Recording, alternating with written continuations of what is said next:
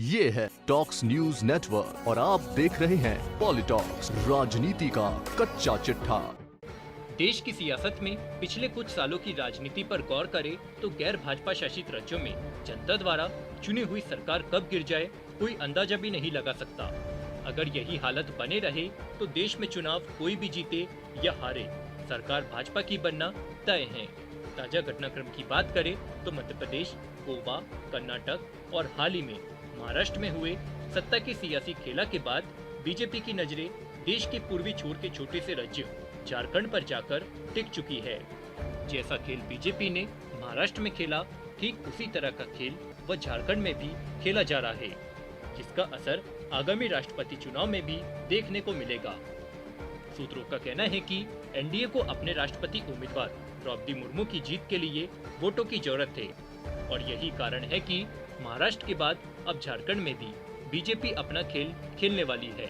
महाराष्ट्र में शिवसेना के उद्धव गुट के नेताओं की माने तो प्रदेश में भाजपा ने सरकारी एजेंसियों का दुरुपयोग कर एकनाथ शिंदे के समर्थन से सरकार बनाई, जिसका फायदा उसे राष्ट्रपति चुनाव में मिलेगा। अब ठीक उसी तरह बीजेपी की नजरें झारखंड पर जाकर टिकी है। एक तरफ झारखंड के मुख्यमंत्री हेमंत सोरेन और उनके करीबियों पर जांच एजेंसियों का शिकंजा कसता जा रहा है, तो दूसरी तरफ राष्ट्रपति चुनाव को लेकर गठबंधन के सहयोगियों झारखंड मुक्ति मोर्चा और कांग्रेस के बीच दूरी बढ़ती दिख रही है। मानसून के इस सीजन में जहां देश के कई हिस्सों में भारी बारिश हो रही है, तो वहीं झामुमो कांग्रेस सरकार पर भी सियासी खतरे का घनघोर काले बादल मंडराने लगे हैं।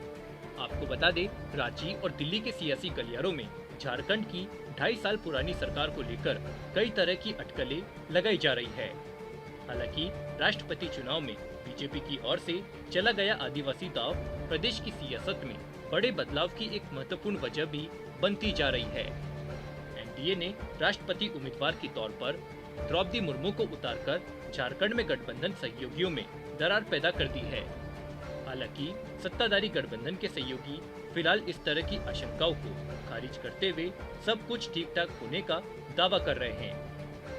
असल में झारखंड में आदिवासियों की बड़ी आबादी है और एनडीए द्वारा मुर्मू के नाम के ऐलान के पहले विपक्षी उम्मीदवार यशवंत सिन्हा का समर्थन करने वाली झामुमो आदिवासियों के नाम पर ही राजनीति करती रही है। ऐसे में उसके लिए झारखंड की राज्यपाल रह चुकी मुर्मू के खिलाफ जाकर यशवंत सिन्हा के लिए वोट करना मुश्किल हो गया है। वहीं कांग्रेस चाहती है कि सोरेन 2012 की तरह इस नैरेटिव को दरकिनार करके यशवंत का साथ दे, चाहे बीजेपी उन्हें कितने ही केसों में दबाने की कोशिश क्यों न करे। बता दें, उस समय झारखंड में बीजेपी और झामुमो की सरकार थी। बीजेपी ने राष्ट्रपति चुनाव में आदिवासी नेता पीए संगमा को उम्मीदवार बनाया था, लेकिन झामुमो ने यूपीए उम्मीदवार प्रणब मुखर्जी को वोट दिया था। अब सवाल किया जा रहा है कि यदि झामुमो ने 2012 में संगमा को दरकिनार किया था, तो इस बार मुर्मू के खिलाफ क्यों नहीं जा सकती।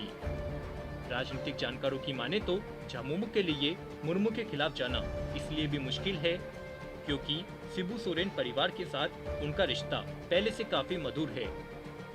2012 के राष्ट्रपति चुनाव के कुछ महीनों बाद ही झामुमो ने बीजेपी के साथ गठबंधन तोड़ लिया था और कुछ समय के लिए राष्ट्रपति शासन के बाद सोरेन की पार्टी ने कांग्रेस के साथ मिलकर सरकार बनाई थी। अटकलें लग रही है कि क्या एक बार फिर झारखंड में 10 साल पुराना इतिहास दोहराया जाएगा, लेकिन इन कयासों का सच होना मुश्किल लग रहा है। फिलहाल मुर्मू से अच्छे संबंधों के साथ सीएम सोरेन पर खनन से जुड़े कई मामलों में जांच चल रही है। ऐसे में उनका बीजेपी प्रत्याशी के समर्थन में वोट देना समझ आ सकता है।